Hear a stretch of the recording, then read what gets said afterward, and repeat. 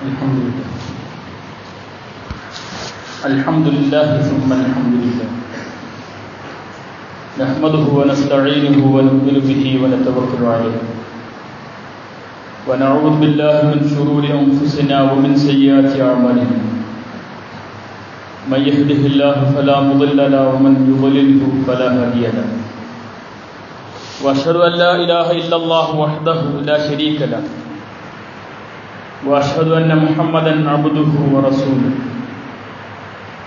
أرسله بالهدى ودين الحق ليظهره على الدين كله ولو كره المشركون اللهم صل وسلم وبارك على محمد وعلى آل محمد كما صليت وباركت على إبراهيم وعلى آل إبراهيم إنك حميد مجيد عباد الله وإماء الله أوصيكم وإياي أولا بتقوى الله يا أيها الذين آمنوا اتقوا الله حق تقاته ولا تموتن إلا وأنتم مسلمون يقول الله تعالى في قرآنه الكريم فأعوذ بالله من الشيطان الرجيم إن الذين يكتمون ما أنزل الله من الكتاب ويشترون به ثمنا قليلا أولئك ما يأكلون في بطونهم إلا النار ولا يكلمهم الله يوم القيامة ولا يزكيهم ولهم عذاب أليم أولئك الذين اشتروا الضلالة بالهدى والعذاب بالمغفرة فما أصبرهم على النار صدق الله العلي العظيم وصدقه وبلغه رسوله النبي الكريم ونحن على ذلك من الشاهدين إن أريد إلا الإصلاح ما استطعت وما توفيقي إلا بالله عليه توكلت وإليه أنيب رب اشرح لي صدري ويسر لي أمري واحلل عقدة من لساني يفقهوا قولي. സ്നേഹമുള്ള സഹോദരന്മാരെ, സഹോദരികളെ, അല്ലാഹു സുബ്ഹാനഹു വ തആലയുടെ കൽപ്പനകൾ ജീവിതത്തിൽ പാലിച്ചുകൊണ്ട് തഖ്വ നിർഭരമായ ഒരു ജീവിതം കാഴ്ചവെക്കണമെന്നും ആദ്യമായി എന്നെയും ഈ സദസ്സിലെ ഓരോരുത്തരെയും പ്രത്യേകമായി ഉണർത്തുകയാണ്, വസിയ്യത്ത് ചെയ്യുകയാണ്. അല്ലാഹു സുബ്ഹാനഹു വ തആല അവൻ്റെ ജന്നാത്തുൽ ഫിർദൗസ് കിട്ടുന്ന സ്വാലിഹുകളായ ആളുകളുടെ കൂട്ടത്തിൽ നമ്മെ ഏവരെയും ഉൾപ്പെടുത്തി അനുഗ്രഹിക്കുമാറാകട്ടെ. വിവിധ ആവശ്യങ്ങൾ ഉന്നയിച്ചുകൊണ്ട് പ്രാർത്ഥിക്കുന്ന ആളുകളാണ് നമ്മൾ. അല്ലാഹു സുബ്ഹാനഹു വ തആല നമ്മുടെ പ്രാർത്ഥനകളെ സ്വീകരിക്കുമാറാകട്ടെ.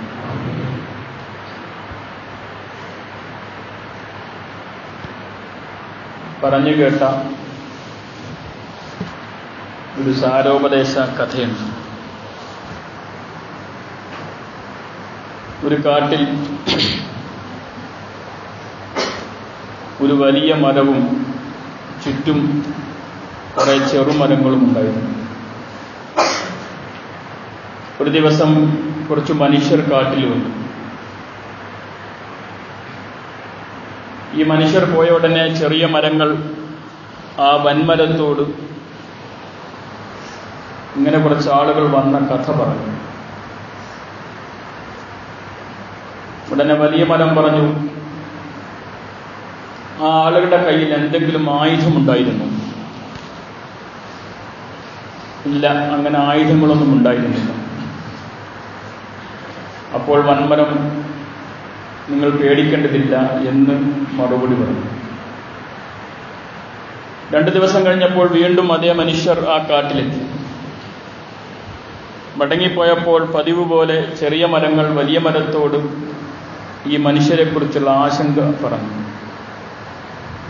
പഴയ ചോദ്യം വീണ്ടും വൻമരം ആവർത്തിച്ചു, ആ ആളുകളുടെ കയ്യിൽ എന്തെങ്കിലും ഉണ്ടായിരുന്നു? അവർ പറഞ്ഞു, അവരുടെ കയ്യിൽ ഒരു ചെറിയ ഇരുമ്പിൻ്റെ കഷ്ണം ഞങ്ങൾ കണ്ടിട്ടുണ്ട്. വൻമരം പറഞ്ഞു, പേടിക്കണ്ട, പെട്ടെന്നൊന്നും സംഭവിക്കുകയില്ല. 3-4 ദിനം കഴിഞ്ഞപ്പോൾ വീണ്ടും ആ മനുഷ്യർ കാട്ടിലെത്തി.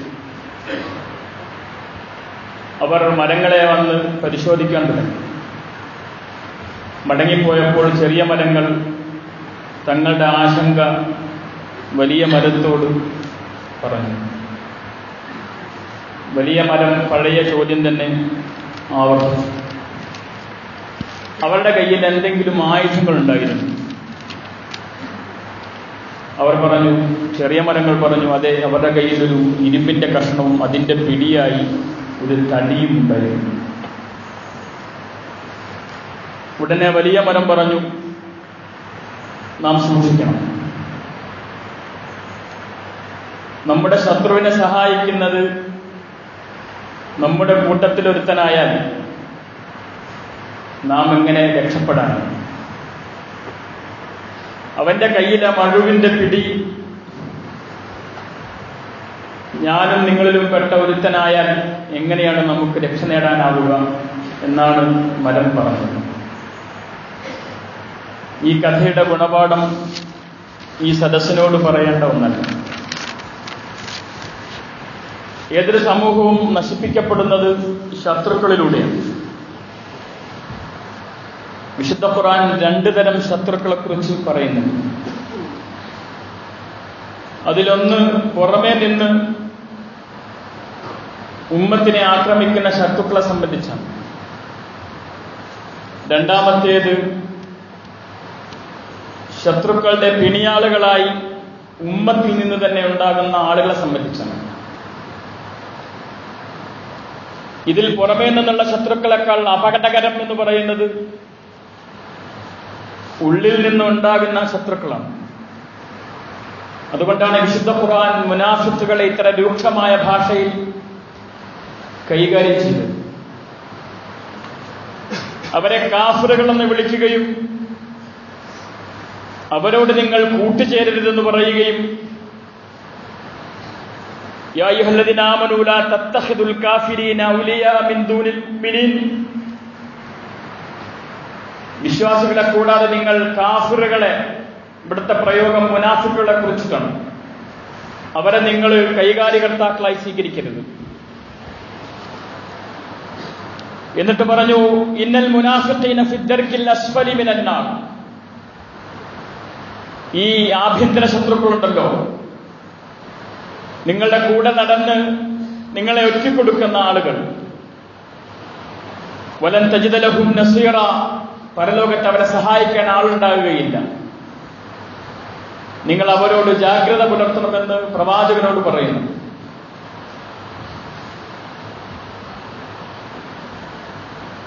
ഉമ്മത്ത് മുസ്ലിമ ഒരിക്കലും ബാഹ്യ ശത്രുക്കളെ കൊണ്ട് നശിപ്പിക്കപ്പെടുകയില്ല. നമ്മളിൽ ഒരുത്തൻ ആ ശത്രുവിന്റെ കൂടെ കൂടിയാലല്ലാതെ. ഇതൊരു വെറും വാക്ക് പറഞ്ഞതല്ല. മഹാനായ പ്രവാചകൻ സല്ലല്ലാഹു അലൈഹി വസല്ലം അല്ലാഹുവോട് ആവശ്യപ്പെട്ട ഒരു കാര്യവും പടച്ചതമ്പുരാൻ നിറവേറ്റിക്കൊടുക്കും എന്ന് പറഞ്ഞ വാഗ്ദാനവും കൂടിയാണ്. റസൂലുള്ളാഹി സല്ലല്ലാഹു അലൈഹി വസല്ലം സഹാബികളോട് മുസ്ലിം ഉമ്മത്തിന് വരുന്ന നേട്ടങ്ങളെ കുറിച്ച് പറഞ്ഞുകൊണ്ടിരിക്കുകയാണ്. അങ്ങനെ കൂട്ടത്തിൽ പറഞ്ഞു, ഇന്നല്ലാഹ സവ്വാലിയൽ അർള ഫറഅയ്തു മശാരിഖഹാ വ മഗാരിബഹാ. അല്ലാഹു ഈ ഭൂഗോളത്തിന്റെ കിഴക്കും പടിഞ്ഞാറും എന്നെ മുന്നിൽ ചുരുട്ടിക്കാണിച്ചു തന്നു. അങ്ങനെ ഞാൻ അതിന്റെ കിഴക്കും പടിഞ്ഞാറും കണ്ടു. എന്നിട്ട് പറഞ്ഞു, വഇന്ന ഉമ്മത്തി സയബ്ലുഗു മുൽകഹാ മാ സവ്വാലി മിൻഹാ. ഈ ഭൂഗോളത്തിന്റെ കിഴക്കും പടിഞ്ഞാറും ഈ ഉമ്മത്തിന്റെ അധികാരം വന്നെത്തും. ഇങ്ങനെ സന്തോഷ വാർത്ത പറഞ്ഞുകൊണ്ടിരിക്കെ റസൂലുള്ളാഹി സ്വല്ലല്ലാഹു അലൈഹി വസല്ലം 2 പ്രാർത്ഥനകൾ അല്ലാഹുവോട് പ്രാർത്ഥിച്ചു. അതിലൊന്നാമത്തെ പ്രാർത്ഥന, സഅൽതു റബ്ബി അസ്സ വജല്ല ലി ഉമ്മത്തി.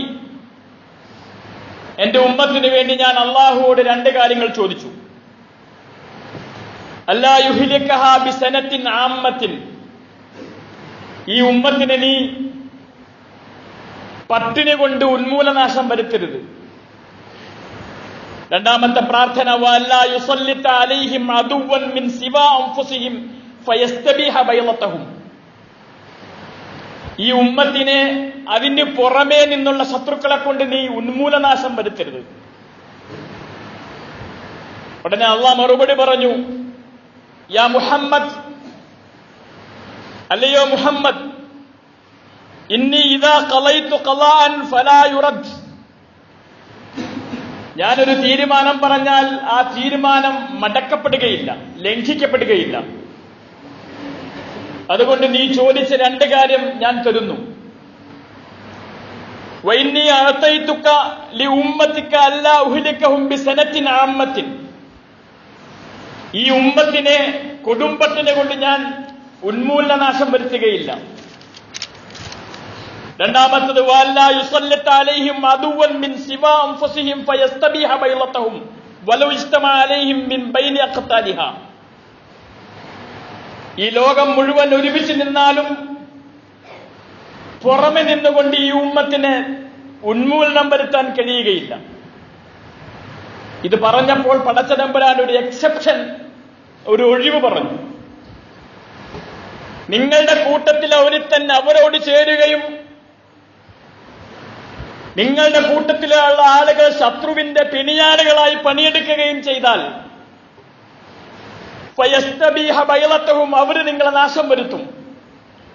ഹത്താ യകൂന ബഅദുഹും യുഹ്ലികു ബഅലൻ, നിങ്ങൾ പരസ്പരം നശിപ്പിക്കുന്നവരായിത്തീരും.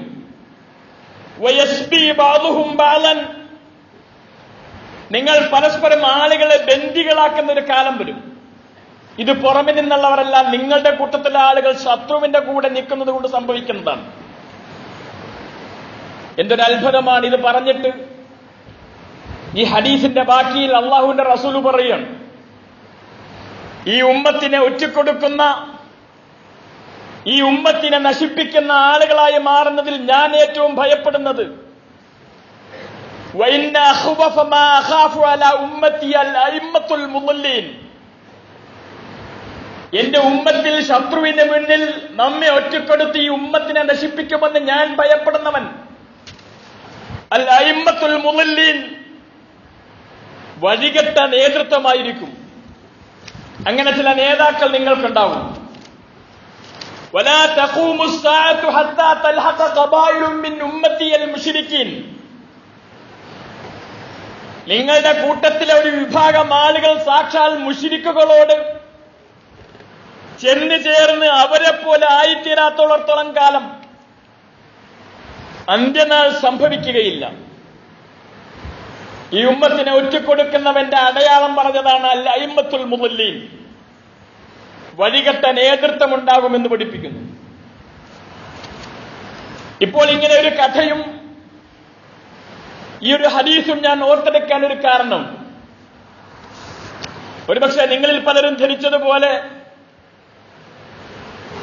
മോദി വിളിച്ചു ചേർത്ത സൂഫി സമ്മേളനത്തിലെ മതപണ്ഡിതരുടെ സാന്നിധ്യമല്ല എന്നെക്കൊണ്ട് ഇത് പറയിപ്പിച്ചത്. ഈ കഥക്കും ഈ പറഞ്ഞ ഹദീസിനും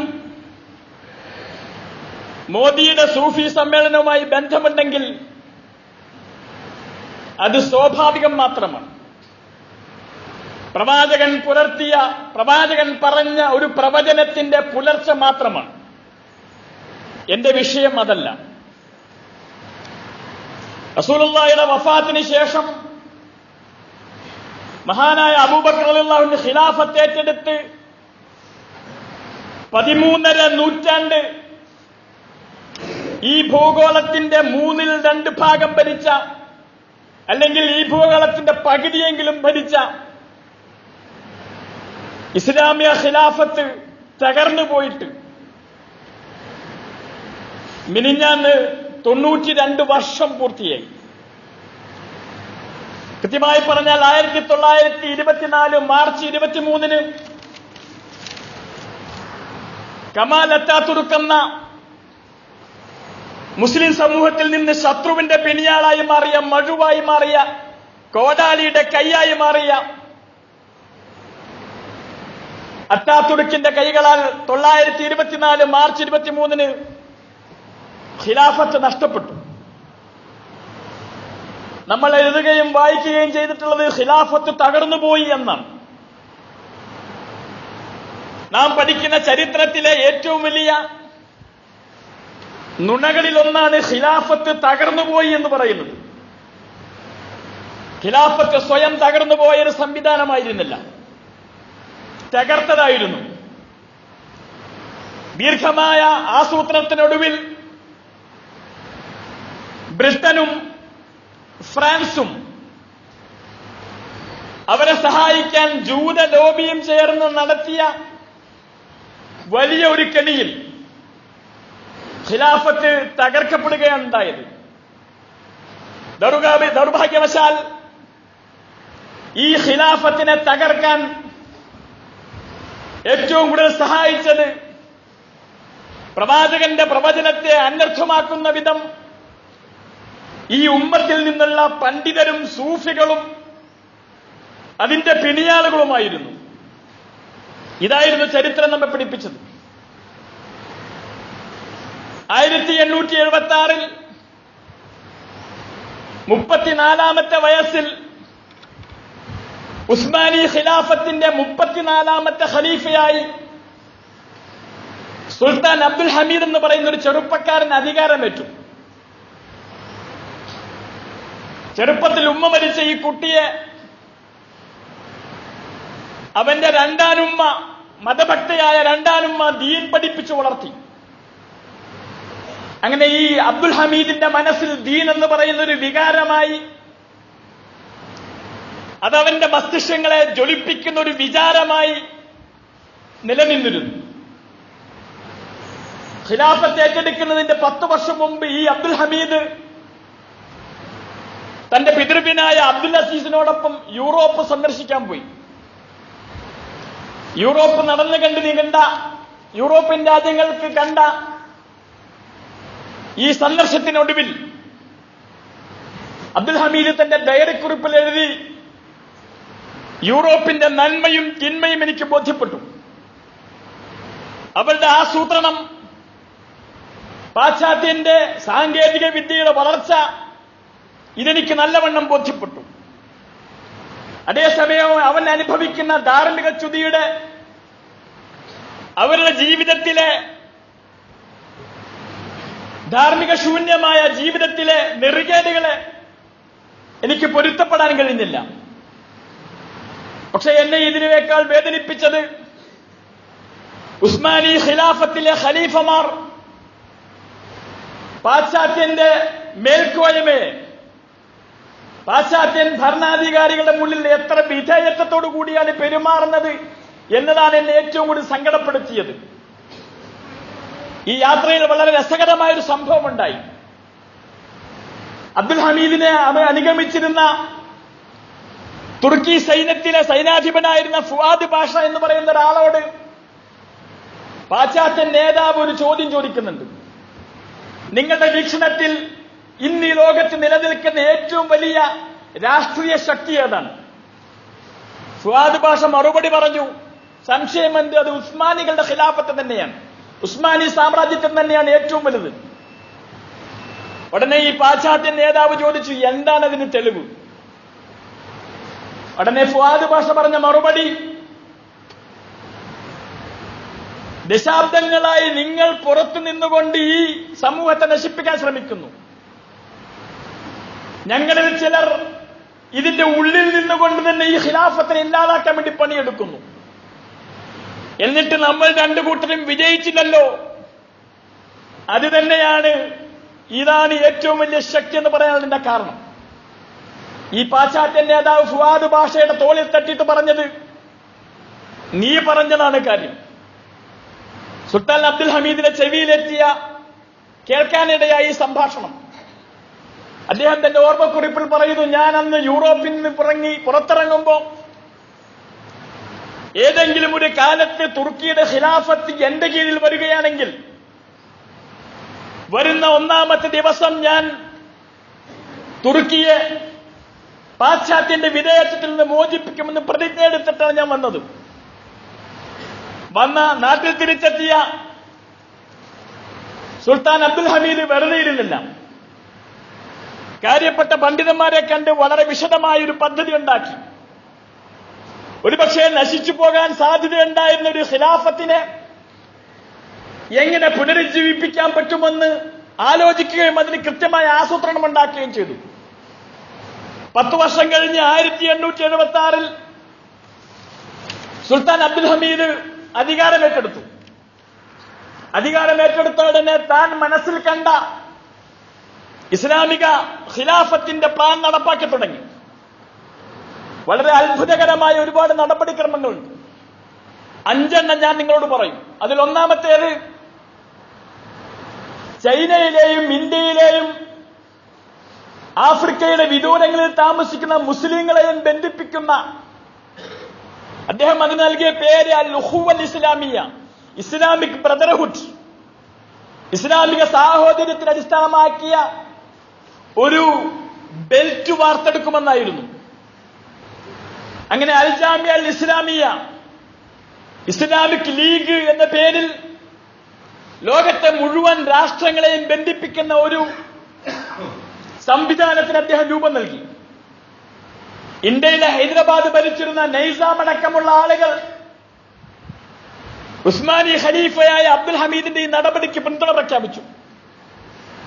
അങ്ങനെ ലോക മുസ്ലിങ്ങൾക്ക് ഒരൊറ്റ നേതൃത്വം, ലോക മുസ്ലിങ്ങൾക്ക് സാഹോദര്യത്തിന്റെ പേരിൽ യോജിക്കാൻ പറ്റുന്ന ഒരു കോമൺ പ്ലാറ്റ്ഫോം രൂപപ്പെടണമെന്ന് അദ്ദേഹം തീരുമാനിച്ച ഒന്നാമത്തെ നടപടിയായിരുന്നു. രണ്ടാമത്തേത് ഈ പറഞ്ഞതിനെ പ്രാവർത്തികമാക്കുന്ന 20-30 ദിവസം എടുത്തുകൊണ്ട് ഒരുപക്ഷെ മൊറോക്കയിൽ നിന്ന് ഒരുത്തൻ ഹജ്ജിന് മക്കയിൽ വരാൻ വേണ്ടി, അവന്റെ വാഹനപ്പുറത്ത് വരാൻ വേണ്ടി 10-20 ദിവസങ്ങൾ എടുക്കുന്ന മൊറോക്കക്കാരനെ മനസ്സിൽ കണ്ടുകൊണ്ട്, ഇന്ത്യയിൽ നിൽക്കുന്നവനെ മനസ്സിൽ കണ്ടുകൊണ്ട് ഈ പറഞ്ഞ മുഴുവൻ മുസ്ലിം രാഷ്ട്രങ്ങളെയും ഏകോപിപ്പിക്കുന്ന ഒരു റെയിൽവേ. നിങ്ങൾ ഹജ്ജ് നിർവഹിച്ചവരാണെങ്കിൽ ഹിജാസ് റെയിൽവേയുടെ അവശിഷ്ടം നിങ്ങൾ കാണും ഇപ്പോൾ അറഫയിലേക്ക് പോകുന്ന വഴിയിൽ. അങ്ങനെ ഒരു റെയിൽവേ സ്ഥാപിച്ചു. ആ റെയിൽവേക്ക് അതിനെ താങ്ങാനുള്ള പണം ഉസ്മാനി ഖിലാഫത്തിനുണ്ടായിരുന്നില്ല.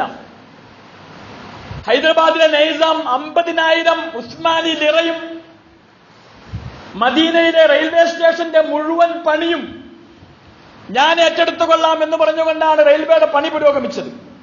ഇതാണ് അദ്ദേഹം ചേർത്തത്. ഇതിന്റെ ഒരു രസകരമായ അവസ്ഥ, ഇസ്ലാം എന്ന് പറയുന്ന ഒരു ഐഡന്റിറ്റി ഉണ്ടെങ്കിൽ ഒരു രാജ്യത്തും അയാളെ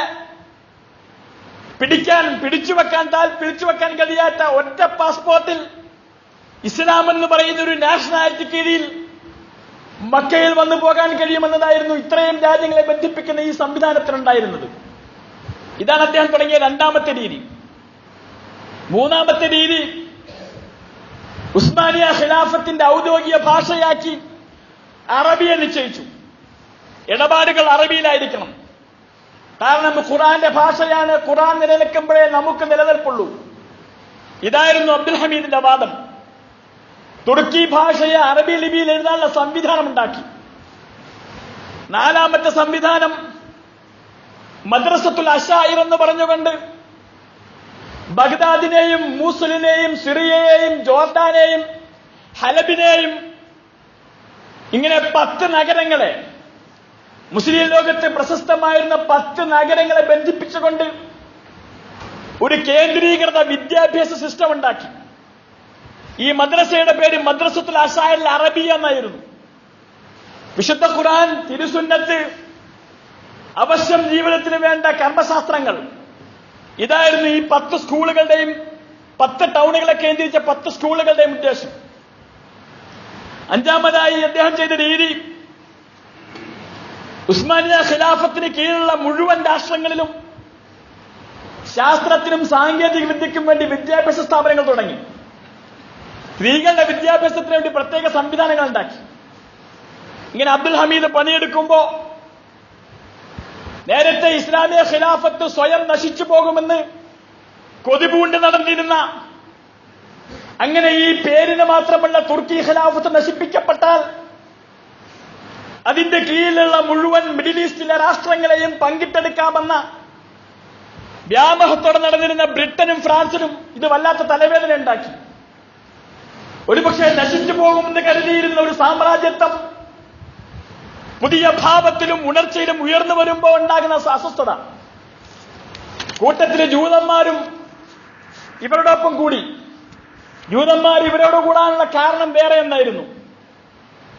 തലമുറകളായി ജൂതന്മാർക്ക് മുസ്ലിം സമൂഹത്തുള്ള വിരോധമുള്ളപ്പോൾ തന്നെ 1896 ജൂതരാഷ്ട്രത്തിന്റെ പിതാവായി സങ്കല്പിക്കപ്പെടുന്ന തിയോഡർ ഹെർസൽ കോൺസ്റ്റാന്റിനോപ്പിളിലെത്തി സുൽത്താൻ അബ്ദുൽ ഹമീദിനെ കണ്ടു. അന്ന് ഹമീദിന്റെ മുന്നിൽ ഒരു വലിയ വാഗ്ദാനം തിയോഡർ ഹെർസൽ വെച്ചു. ഞാൻ നിങ്ങൾക്ക് 20 മില്യൺ ലിറ തരാം. കോടാനുകോടികളുടെ ആസ്തിയാണ് 20 മില്യൺ ലിറ എന്ന് പറയുന്നത്. അതിൽ 8 മില്യൺ ലിറ നിങ്ങൾ എനിക്ക് ഫലസ്തീൻ വിട്ടുതരണം, അതിനുള്ള നിങ്ങളുടെ പ്രതിഫലമാണ്. ഹെർസൽ പറയുന്നുണ്ട്, 1 മില്യൺ ലിറ പോലും വിലയില്ലാത്ത ഈ ഭൂമി 8 മില്യൺ ലിറക്ക് ഞാൻ നിങ്ങൾക്ക് വിട്ടുതരാം. പിന്നെ ഉണ്ടല്ലോ 12 മില്യൺ.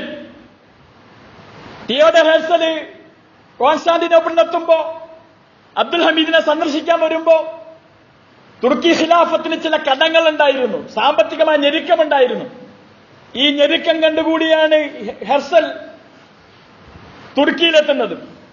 എന്നിട്ട് പറഞ്ഞു, 8 മില്യൺ ലിറ നിങ്ങൾ എനിക്ക് വിട്ടുതരുന്ന ഫിലസ്തീനുള്ള വില, ബാക്കി 12 മില്യൺ ലിറ നിങ്ങളുടെ കടം വീട്ടാനുള്ള ഞങ്ങളുടെ ഔദാര്യം.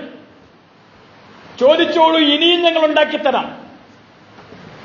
തിയോഡർ ഹെർസലിന്റെ ഈ ചോദ്യത്തിന് ചരിത്രം രോമാഞ്ചമണിഞ്ഞു പോകുന്ന ഒരു മറുപടി സുൽത്താൻ അബ്ദുൽ ഹമീദ് പറയുന്നുണ്ട്. ഖലീഫ ഉമർ ഇസ്ലാമിന് വേണ്ടി ജയിച്ചടക്കിയ പുണ്യപുരാതന നഗരം ചില്ലിക്കാശിന് യൂതന് വിറ്റുപോയവൻ എന്ന അപഖ്യാതിയുമായി മരിച്ചുപോകാൻ ഞാൻ ആഗ്രഹിക്കുന്നില്ല. ഖലീഫ ഉമർ കീഴടക്കിയ ഈ നഗരം ചില്ലിക്കാശിന് ജൂതന് വിട്ടുകൊടുത്തവൻ എന്ന ദുഷ്പേരുമായി മരിച്ചുപോകാൻ ഞാൻ ആഗ്രഹിക്കുന്നില്ല എന്ന് പറഞ്ഞുകൊണ്ടാണ് തിയോഡർ ഹെർസലിനെ മടക്കി അയക്കുന്നത്. ഇതിന്റെ ബാക്കി ചില വചനങ്ങൾ കൂടിയുണ്ട്. ഇതെന്റെ രാജ്യമല്ല, ഫിലസ്തീൻ എന്ന് പറയുന്നത് ഇന്നഹാ ലൈസത്തു മിൽക്കി ബൽ ഹിയ മിൽക്ക് ഷാബി, അത് എന്റെ ഉമ്മത്തിന്റെ അധികാരമുള്ള പ്രദേശമാണ്, അതെന്റെ സ്വന്തമല്ല. വഖദ് ഖാതല അസ്ലാഫി മിൻ അജ്ലി ഹാദൽ അർദ്, എന്റെ പൂർവികർ ഈ നാടിന് വേണ്ടിയിട്ടാണ് രക്തം ചിന്തിയതും അതിനുവേണ്ടിയാണ് അവർ പോരാടി മരിച്ചതും. അതുകൊണ്ട് നിങ്ങളുടെ കയ്യിലുണ്ടെന്ന് പറയുന്ന ഈ പണമുണ്ടല്ലോ, ഫൽയഹ്തഫിദുൽ യഹൂദി ബിമലായിനിഹിം, അത് നിങ്ങളുടെ കയ്യിൽ തന്നെ വെച്ചാൽ മതി. ഇനി എന്തെങ്കിലും കാലത്ത് നിങ്ങൾക്ക് ഫിലസ്തീൻ വിട്ടുകിട്ടണമെങ്കിൽ ഇദാ മുസ്ദിഖത്ത് ദൗലത്തി മിനൽ മുംകിനിൽ ഹുസൂൽ അലാ ഫിലസ്തീൻ ബിദൂനി മുഖാബിൽ, നിങ്ങൾക്ക് എന്തെങ്കിലും ഈ രാജ്യം കിട്ടണമെങ്കിൽ എന്റെ രാജ്യം ചിഹ്നിച്ചിതരമാക്കപ്പെടണം. ഉസ്മാനിയ ഖിലാഫത്തിന്റെ സാമ്രാജ്യത്വത്തിന്റെ കീഴിലുള്ള രാജ്യങ്ങളെ പിച്ചിക്കീറിയ ശേഷമേ നിങ്ങൾക്കത് വെറുതെ കിട്ടൂ. നിങ്ങൾ തെറ്റിദ്ധരിക്കേണ്ടതല്ല. വലാകിൻ ലസിമ അൻ യബ്ദഅ തംസീഖ് ഔവലൻ ഫി ജുസഫിന, ഞങ്ങളുടെ രാജ്യങ്ങളെ പിച്ചിക്കീറുന്നതിന് മുമ്പ് ഞങ്ങളുടെ ശവങ്ങളെ പിച്ചിക്കീറിയിട്ട് മാത്രമേ നിങ്ങൾക്ക് അതിലേക്ക് കടക്കാൻ കഴിയൂ. വലാകിൻ ലാ ഉവാഫിഖ് വലാ തശ്രീഹ് ജുസ്തതി വഅനാ അലാ ഖൈദിൽ ഹയാത്ത്, എന്റെ തൊണ്ടക്കഴിയിൽ ജീവനുള്ളത്തോളം കാലം എന്റെ ശവത്തിൽ ചവിട്ടി നിന്നുകൊണ്ട് നിങ്ങൾക്ക് ഞങ്ങളുടെ രാജ്യത്ത് കടക്കാൻ കഴിയൂ എന്ന് പറഞ്ഞുകൊണ്ടാണ് ഹെർസലിനെ മടക്കിയേക്കുന്നത്. അങ്ങനെയാണ് ഹെർസൽ ബ്രിട്ടന്റെയും ഫ്രാൻസിന്റെയും ഒപ്പം നിന്നുകൊണ്ട് ഈ രാഷ്ട്രത്തെ പുറന്തള്ളാൻ ശ്രമിക്കുന്നത്. ഇവര് സ്വീകരിച്ച ചില നടപടിക്രമങ്ങൾ ഉണ്ടായിരുന്നു. ഒന്നാമത്തേത്, അറബ് മേഖലയിലുള്ള മുഴുവൻ ജൂതന്മാരെയും വിളിച്ചു ചേർത്ത് അറബികളായ ജൂതന്മാർക്ക് ദോനുമ, ആ പദത്തിന് തന്നെ ഒരർത്ഥമുണ്ട്, ഇരട്ടമുഖമുള്ളവനെന്നാണ്. അങ്ങനെ ഒരു ജൂത സംഘടന ഉണ്ടാക്കി, രഹസ്യ സംഘടന. അവരോട് പറഞ്ഞു, നിങ്ങൾ വെളിയിൽ അറബികളോട് സ്നേഹം കാണിക്കണം, ഉള്ളിൽ നിങ്ങളുടെ പൈതൃകമായി കിട്ടിയ വൈരത്തിന്റെ ശാസ്ത്രവത്തിന്റെ കാഠിന്യമുണ്ടാകണം. നിങ്ങൾ ഒന്നേ ചെയ്യേണ്ടതുള്ളൂ, അറബികളായ ആളുകൾക്കിടയിൽ അറബ് ദേശീയത ഉണ്ടാക്കണം. എന്നിട്ട് ചോദിച്ചു, നിങ്ങൾക്ക് നാണമില്ലേ എന്ന് അവരോട് ചോദിക്കണം. മക്കയും മദീനയും നിങ്ങളുടെ കൈകളിലായിരിക്കെ, ഉസ്മാനിയ ഖിലാഫത്തിന്റെ 2/3 ഭാഗം അറബികളുടെ കയ്യിലായിരിക്കെ, ഈ തുർക്കി ഭാഷക്കാരൻ നിങ്ങളുടെ ഖലീഫയായി വരുന്നത് നിങ്ങൾക്ക് എങ്ങനെ സഹിക്കാനാകും? അതുകൊണ്ട് അറബി ദേശീയതയെ നിങ്ങൾ ഉണ്ടാക്കണം. ഇതാണ് ഒന്നാമത്തെ പദ്ധതി. രണ്ടാമത്തെ പദ്ധതി, മതത്തിന് എങ്ങനെയാണ് നിങ്ങളെ ഭരിക്കാൻ അവകാശമുണ്ടാകുന്നത്? ഞങ്ങൾ പാശ്ചാത്യ ലോകത്ത് നേടിയെടുത്ത വികസനം മതത്തെ നിരാകരിക്കുകയും ശാസ്ത്രത്തെയും യുക്തിയെയും മുൻതൂക്കം നൽകുകയും ചെയ്തുകൊണ്ടതാണ്.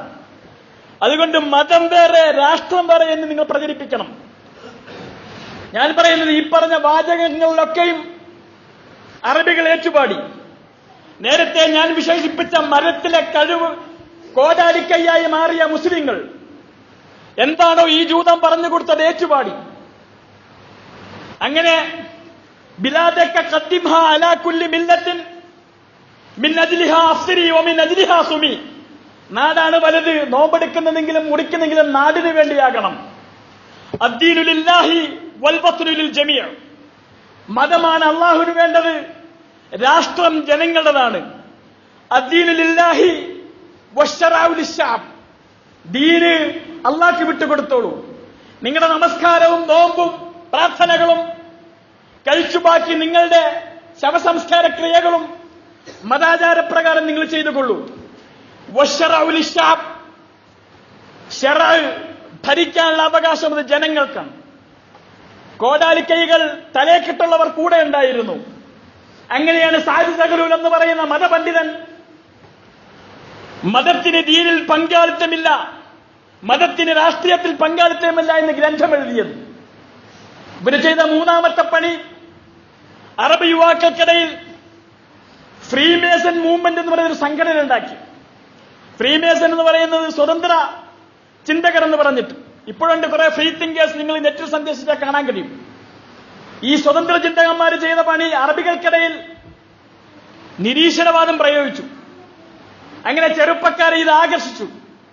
ജോർഡാനിലെ ഒരു യൂണിവേഴ്സിറ്റിയിൽ ഒരു ദിവസം കോളേജ് തുറക്കുമ്പോൾ മുസ്ലിം ചെറുപ്പക്കാർ ഒരു ശവപ്പെട്ടി ഉണ്ടാക്കി.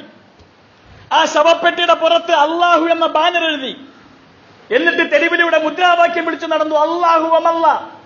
ആരാടോ ഈ അള്ള എന്ന് പറയുന്നവൻ? മാത്തല്ലാഹു മിൻ ഖബിൽ. അള്ളയൊക്കെ മരിച്ചു പോയിട്ട് എത്ര കാലമായി എന്ന് പറഞ്ഞു. ഇത് ഫ്രീമേസൺ മൂവ്മെന്റ് ചെയ്ത പണിയായിരുന്നു. നാലാമത്തത് അവർ ചെയ്ത പണി, സൂഫിസത്തെ വളർത്തിക്കൊണ്ടുവന്നു. അത്ഭുതപ്പെട്ടു പോകും. ഫ്രീമേസൺ മൂവ്മെന്റും ബ്രിട്ടനും കൂടി ചെലവ് ചെയ്തുകൊണ്ടാണ് സൂഫി കിതാബുകൾ തുർക്കിയിൽ പ്രചരിപ്പിച്ചത്. തുർക്കിയിലെ കിതാബുകൾ ഇവര് ചെലവെടുത്ത് പ്രചരിപ്പിച്ചു, സൂഫികളെ വളർത്തിക്കൊണ്ടുവന്നു. എന്നിട്ട് പറഞ്ഞു, മുസ്ലിം ലോകത്തിലുള്ള പതനത്തിന്റെ കാരണം അവർക്ക് ഖദറിൽ വിശ്വാസമില്ലാത്തതാണ്. ഇത് ദൈവം തരുന്നതാണ്, അതുകൊണ്ട് ദൈവം തരുന്നത് നിങ്ങൾ സനസ സ്വീകരിക്കണം, അതിനെതിരെ നിങ്ങൾ സംഘടനമായി ഇറങ്ങരുത്. അങ്ങനെ സൂഫികളെ ഉണ്ടാക്കി. അന്ന് സൂഫി സമ്മേളനം വിളിച്ചു ചേർത്തോ എന്ന് എനിക്കറിയില്ല. പക്ഷേ സൂഫികളെക്കാൾ വലിയ സൂഫി വര്യന്മാർ അവരുടെ ഉണ്ടായി. ഇവര് ചെയ്ത അഞ്ചാമത്തെ പരിപാടി, മുസ്ലിങ്ങൾക്കിടയിൽ അന്ധവിശ്വാസങ്ങൾ പ്രചരിപ്പിച്ചു. നിങ്ങളിൽ പ്രായമുള്ളവർക്കറിയാം, ഇന്നും നമ്മുടെ നാട്ടിൽ കാണുന്ന അന്ധവിശ്വാസങ്ങൾ പ്രചരിപ്പിക്കുന്ന ഗ്രന്ഥങ്ങൾ, മാലയും മൗലൂദും അടക്കമുള്ള ഗ്രന്ഥങ്ങൾ തുർക്കിയിൽ നിന്ന് വന്നതാണ്. അതുകൊണ്ടാണ് പണ്ടൊക്കെ എന്റെ നാട്ടിലെ ഉമ്മാമാര് തുർക്കി കിതാബാണോ എന്ന് ചോദിക്കും. ഇത് മനഃപൂർവ്വം തുർക്കിയിൽ അറബി ഭാഷയിൽ അച്ചടിപ്പിച്ചു. ഇവർ ചെയ്ത ഏഴാമത്തെ സംഗതി, നമുക്കൊക്കെ പരിചയമുള്ള യുവ തുർക്കികൾ എന്ന് പറയുന്ന ഒരു സംഘത്തെ ഉണ്ടാക്കി. ഈ യുവ തുർക്കികൾക്ക് മറ്റൊരു പേരുണ്ടായിരുന്നു, ജംഇയ്യത്തുൽ ഇത്തിഹാദി വത്തറഖി, പുരോഗമനത്തിന്റെ ചെറുപ്പക്കാർ എന്ന് പറയുന്ന സംഘം. ഈ സംഘത്തിന് ഇവർ നേരിട്ട് നിർദ്ദേശം കൊടുത്തു. ഇവരുടെ കയ്യിൽ ഖുർആനും സുന്നത്തും കൊടുത്തിട്ട്, ഖുർആനും സുന്നത്തും വെച്ചുകൊണ്ട് സുൽത്താൻ അബ്ദുൽ ഹമീദ് ഖലീഫയാകാൻ യോഗ്യതയില്ല, ഖലീഫ ഇങ്ങനെ ആകരുത് അങ്ങനെ ആകരുത്, അതുകൊണ്ട് ഇയാൾ ഖലീഫയാകാൻ പാടില്ല എന്ന് പ്രസംഗിക്കാൻ വേണ്ടി തീരുമാനിച്ചു. ഇതിനിടയിൽ ഒരു നഗരത്തിൽ അവിടുത്തെ ചെറുപ്പക്കാർ ഒരുമിച്ച് കൂടിക്കൊണ്ടിരിക്കാൻ ഈ പറയുന്ന മാസോണിസത്തിന്റെ ചെറുപ്പക്കാർ കൂടി വന്ന് മുസ്തഫകൾ ശേഖരിച്ച് കൂട്ടത്തോടെ കത്തിച്ചു. അങ്ങനെ മുസ്തഫ കത്തിച്ചപ്പോ ഈ ചെറുപ്പക്കാരന്റെ ഇസ്ലാം ഉയർന്നു. അവൻ ചോദിച്ചത് ആരാണ്? അവർ പറഞ്ഞു, സുൽത്താൻ അബ്ദുൽ ഹമീദിന്റെ നിർദ്ദേശപ്രകാരമാണ് ഞങ്ങൾ മുസ്ഹഫ് കത്തിച്ചത്. അങ്ങനെ സുൽത്താൻ അബ്ദുൽ ഹമീദിനെതിരെ യുവതുർക്കികളെ അണിനിരത്തി. അന്ന് ഇസ്ലാമിനെ സംരക്ഷിക്കാൻ വേണ്ടിയിട്ടാണ് യുവതുർക്കികൾ മുന്നോട്ട് വരുന്നത്. അതിൽപ്പെട്ടതാണ് ഞാൻ നേരത്തെ പറഞ്ഞ ഖിലാഫത്തിനെ റദ്ദ് ചെയ്ത കമാൽ പാഷ, കമാൽ അറ്റാതുർക്ക്, പല പേരുകളുമായി അറിയപ്പെട്ടിട്ടുണ്ട്. അയാളുടെ ശരിക്കും പേര് ഖാലിദ് എന്നായിരുന്നു. അന്ന് മുസ്ലിം ലോകത്തെ കവികൾ പോലും വിചാരിച്ചിരുന്നത് സുൽത്താൻ അബ്ദുൽ ഹമീദിനെതിരെ ഈ പറഞ്ഞ സയനിസം പറഞ്ഞു പരത്തിയ അപവാദങ്ങൾ ശരിയാണെന്ന് ധരിച്ചു വെച്ചിരുന്ന മുസ്ലിങ്ങൾ ഈ ജമിയത്തുൽ ഇത്തിഹാദ് ഖലീഫക്കെതിരെ ഖുർആനും സുന്നത്തുമായി ഇറങ്ങി വന്നപ്പോൾ അവർക്ക് വേണ്ടി കൈകൊട്ടി, അവർക്ക് വേണ്ടി ജയ് വിളിച്ചു. അവരുടെ കൂട്ടത്തിലുണ്ടായിരുന്ന കമാൽ പാഷ, ഈ പറയുന്ന കമാൽ അറ്റാതുർക്കിനെ, ഖാലിദ് എന്ന പേരൻ, അന്നത്തെ മുസ്ലിം കവി ഷൗഖി അദ്ദേഹത്തിന് വേണ്ടി കവിത ഉണ്ടാക്കി. അല്ലാഹു അക്ബർ കം ഫിൽ ഫത്ഹി മിൻ അജബിൻ, വിജയത്തിന് എന്തൊരു അത്ഭുതമാണെന്ന് പറഞ്ഞിട്ട് പറയാണ്, യാ ഖാലിദ് അത്തുർക്കി ജദ്ദിദ് ഖാലിദ് അൽ അറബ്, പ്രവാചകന്റെ കാലത്തെ ഖാലിദ് ബിൻ വലീദിനെ ഞങ്ങൾക്ക് നീ തിരിച്ചു കൊണ്ടുതരണം എന്ന് പറഞ്ഞുകൊണ്ടാണ് കമാൽ അറ്റാതുർക്കിന് വേണ്ടി ഷൗഖി കവിത പാടിയത്. അങ്ങനെ മുസ്ലിങ്ങൾക്കിടയിൽ പ്രചരിപ്പിച്ചു. ഈ മൂന്ന് ഗുരുതരമായ ആരോപണമുണ്ടായി. ആരോപണം ഉണ്ടായപ്പോൾ അവിടുത്തെ സൂഫി നേതാക്കന്മാരെയും പണ്ഡിതന്മാരെയും ഈ പറഞ്ഞ ബ്രിട്ടൻ വിളിച്ചു ചേർത്തു. വിളിച്ചു ചേർത്തിട്ട് ഖലീഫയെ ക്യാൻസൽ ചെയ്യണമെന്ന ഒരു ഫത്വ ഉണ്ടാക്കി. ആ ഫത്വ ഉണ്ടാക്കിയ ആളുടെ പേര്, അന്നത്തെ പേര് അങ്ങനെയായിരുന്നു, മുഫ്തുൽ ഇസ്ലാം മുഹമ്മദ് റിയാഉദ്ദീൻ അഫന്ദി എന്ന് പറയുന്ന ഈ കോടാലിക്കൈ. അവൻ അവിടെ നിന്നൊരു ഫത്വ ഉണ്ടാക്കി. കൂട്ടത്തിലുണ്ടായിരുന്ന 240 തലക്കെട്ടുകാർ ആ കത്തിൽ ഒപ്പിട്ടു.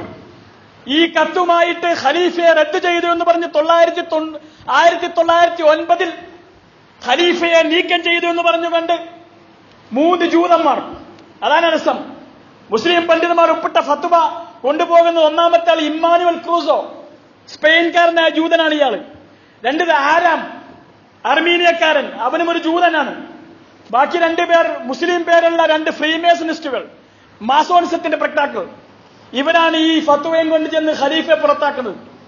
ഖലീഫ അങ്ങനെ ശറഈന് വിരുദ്ധമായി ഞാൻ ചെയ്തിട്ടില്ല, ശറഈന് വിരുദ്ധമാണ് എന്റെ നിലപാടെങ്കിൽ നിങ്ങൾക്ക് എന്നെ ഒഴിവാക്കാമെന്ന് പറഞ്ഞുകൊണ്ട് അബ്ദുൽ ഹമീദ് പാരീസിലേക്ക് പോയി. ഇവിടെ വെച്ച് ചരിത്രം അവസാനിച്ചു. അങ്ങനെ ഖലീഫ റദ്ദ് ചെയ്ത് സുൽത്താൻ അബ്ദുൽ ഹമീദിന്റെ പകരക്കാരനായി അദ്ദേഹത്തിന്റെ ദുർബലനായ മുഹമ്മദ് റഷാദ് എന്ന് പറയുന്ന അനുജനെ അധികാരം ഏൽപ്പിച്ചു. പിന്നെ അധികാരം ഭരിച്ചിരുന്നത് ബ്രിട്ടനായിരുന്നു. 1924 കമാൽ അറ്റാതുർക്ക് പരസ്യമായി ഖിലാഫത്തിനെ റദ്ദ് ചെയ്തുകൊണ്ട് ഇസ്ലാമിനെ നിരോധിച്ചുകൊണ്ട് രംഗത്ത് വന്നു. ഭരണഘടനയിൽ നിന്ന് ഇസ്ലാമല്ല മതം എന്ന് പ്രഖ്യാപിച്ചു.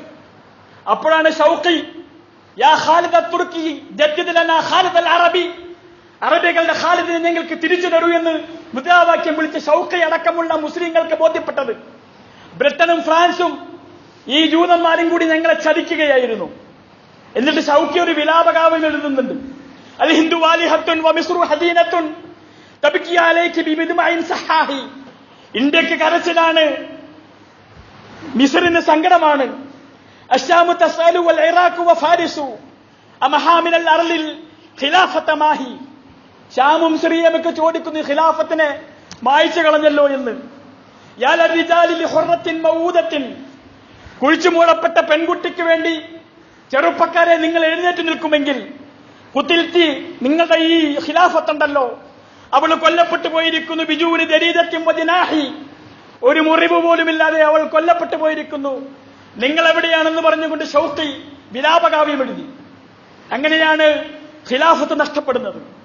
ഈ ഖിലാഫത്ത് നഷ്ടപ്പെടുത്താൻ എന്താണോ അവർ തീരുമാനിച്ചത്, അവരതിനു വേണ്ടി ചെയ്തത് ദീനും ദുനിയാവും രണ്ടാക്കി. അവരതിനു വേണ്ടി ചെയ്തത് മുസ്ലിം ചെറുപ്പക്കാർക്കിടയിൽ യുക്തിവാദം വളർത്തി. അവരതിനു വേണ്ടി ചെയ്തത് മുസ്ലിം ചെറുപ്പക്കാർക്കിടയിൽ സൂഫിസം പ്രചരിപ്പിച്ചു. അതിനവർ വേണ്ടി ചെയ്തത് മുസ്ലിം വിദ്യാഭ്യാസ സ്ഥാപനങ്ങളിൽ നിന്ന് മതവും ഭൗതികതയും വേർതിരിച്ചു. അവരതിനു വേണ്ടി ചെയ്തത് കാദിയാനിസത്തെയും ബഹായിസത്തെയും പോലുള്ള പുതിയ മതങ്ങൾ ഉണ്ടാക്കി. ഇങ്ങനെ ഇസ്ലാമിക ഖിലാഫത്ത് ഇല്ലാതാക്കി. പിന്നെ ചരിത്രം തിരിച്ചു വന്നു. അതേ ഖിലാഫത്ത് നഷ്ടപ്പെട്ട മണ്ണിൽ ഉർദുഖാന്റെ, റജബ് തയ്യിബ് ഉർദുഖാന്റെ ആക് പാർട്ടി അധികാരത്തിൽ വന്നു. ലോകത്തെ വ്യത്യസ്ത ഭാഗങ്ങളിൽ ഇഖ്വാനുൽ മുസ്ലിമീന്റെയും ജമാഅത്തെ ഇസ്ലാമിയുടെയും ധീരമായ പരീക്ഷണങ്ങളിലൂടെ ഇസ്ലാമിക പ്രസ്ഥാനങ്ങൾ വർദ്ധിച്ചതിൽ തിരിച്ചു വന്നു. അറബ് വസന്തമുണ്ടായി. ഇപ്പോൾ രണ്ടാമതൊരിക്കൽ കൂടി അറബ് വസന്തത്തിന് പുതിയ നാമ്പുണ്ടാകുമെന്ന് ലോകം ഭയക്കുന്നു. ഇപ്പോൾ ഇതാ പഴയ സാമ്രാജ്യത്വം, പഴയ വീഞ്ഞ് പുതിയ കുപ്പിയിൽ പുതിയ തലേക്കെട്ടുകൾ നൽകി തിരിച്ചു വരുന്നു. അന്ന് യുക്തിവാദം പ്രചരിപ്പിച്ചുവെങ്കിൽ, മുസ്ലിം ചെറുപ്പക്കാർക്കിടയിൽ യുക്തിവാദം പ്രചരിപ്പിച്ചുവെങ്കിൽ, ഇന്ന് മുസ്ലിം ചെറുപ്പക്കാർക്കിടയിൽ സുന്നത്ത് നിഷേധം പ്രചരിപ്പിക്കുന്നു. അന്ന് മുസ്ലിങ്ങൾക്കിടയിൽ സൂഫികളെ ഉണ്ടാക്കുന്നുവെങ്കിൽ ഇന്നവർ സൂഫി സമ്മേളനം വിളിച്ച് പണ്ഡിതന്മാരെ ആളെ കൂട്ടുന്നു. അന്ന് മുസ്ലിം ചെറുപ്പക്കാർക്കിടയിൽ കാദിയാനിസത്തെയും ബഹായിസത്തെയും മുന്നോട്ട് വെച്ചുവെങ്കിൽ ഇന്ന് സൂഫിസത്തെയും സൂഫി ഇസ്ലാമിനെയും അവർ പ്രൊമോട്ട് ചെയ്തുകൊണ്ടിരിക്കുന്നു. അന്ന് മുസ്ലിങ്ങൾക്കിടയിൽ അവർ കക്ഷിത്വമുണ്ടാക്കിയെങ്കിൽ ഇന്ന് മുസ്ലിങ്ങൾക്കിടയിൽ ജൂതന്മാർ വേഷം മാറി അന്ന് മുസ്ലിങ്ങൾക്കിടയിൽ കക്ഷിത്വമുണ്ടാക്കിയെങ്കിൽ ഇന്ന് വേഷം മാറാതെ തന്നെ കോടാക്കിലി കൈകളെ കൊണ്ട് മുസ്ലിം ഉമ്മത്തിനെ ഭിന്നിച്ചുകൊണ്ടിരിക്കുന്നു. ഇപ്പോഴാണ് ഞാൻ പറയുന്നത്, ആരാണ് പ്രധാനമായ ശത്രു? വിശുദ്ധ ഖുർആൻ പറയുന്നു, നിങ്ങളുടെ ഏറ്റവും പ്രധാനപ്പെട്ട ശത്രു നിങ്ങളുടെ ഉള്ളിൽ നിന്നുകൊണ്ട് കോടാലിക്കൈകളായി മാറുന്ന ശത്രുക്കളാണ്. അങ്ങനെ പുതിയ തിരക്കഥ വരുന്നു, പുതിയ അഭിനേതാക്കൾ വരുന്നു. വീഞ്ഞും കുപ്പിയുമൊക്കെ പഴയത് തന്നെയാണ്. അപ്പോഴാണ് നമുക്ക് സൂഫിസത്തോട് പ്രേമം തോന്നുന്നത്. അപ്പോഴാണ് നമ്മുടെ ചെറുപ്പക്കാരന് സുന്നത്ത് നിഷേധത്തോട് പ്രേമം തോന്നുന്നത്. അപ്പോഴാണ് നമ്മുടെ ചെറുപ്പക്കാരന് ഈ മതം ശരിയല്ല എന്ന തോന്നലുണ്ടാകുന്നത്. ഇത് തിരിച്ചറിയണമെന്ന ഓർമ്മപ്പെടുത്തൽ മാത്രമാണ് ഈ ഖുത്ബ. ഒരു പുതിയ സൂഫി സമ്മേളനത്തെ കുറിച്ച് പറയാൻ വേണ്ടിയിട്ടല്ല ഞാൻ ഈ മിമ്പറിൽ നിന്നത്. ഞാൻ പറഞ്ഞത് ഇസ്ലാമിക ഖിലാഫത്തിനെ തകർക്കാൻ സാമ്രാജ്യത്തിന്റെ ആളുകൾ എന്തൊരു തന്ത്രമാണോ പ്രയോഗിച്ചത്, അതേ തന്ത്രത്തിന് പുതിയ വർണ്ണവും പുതിയ രൂപവും പുതിയ ഭാവവും നൽകി നമ്മളിലേക്ക് തിരിച്ചു വരുമ്പോൾ, ചരിത്രം ഓർമ്മയുള്ളവരാണെങ്കിൽ, ഈ ഓർമ്മപ്പെടുത്തലിന്റെ ആവശ്യമുള്ളവരാണെങ്കിൽ നിങ്ങൾ മറന്നു പോകരുത്. നിങ്ങളുടെ മുന്നിൽ വരുന്നത് തലേക്കെട്ടുകളല്ല, നിങ്ങളുടെ മുന്നിൽ വരുന്നത് സാമ്രാജ്യത്തിന്റെ പിണിയാലകളാണെന്ന് തിരിച്ചറിയാനുള്ള ബോധ്യമുണ്ടാകണം. ഈ ബോധ്യമാണ് ഇന്നത്തെ വെള്ളിയാഴ്ചയുടെ സന്ദേശമെന്ന് ഞാൻ മനസ്സിലാക്കുന്നു. അല്ലാഹു സുബ്ഹാനഹു വ തആല ശത്രുക്കളുടെ കുതന്ത്രത്തിൽ നിന്ന് ഈ ഉമ്മത്തിനെ രക്ഷിക്കുമാറാകട്ടെ.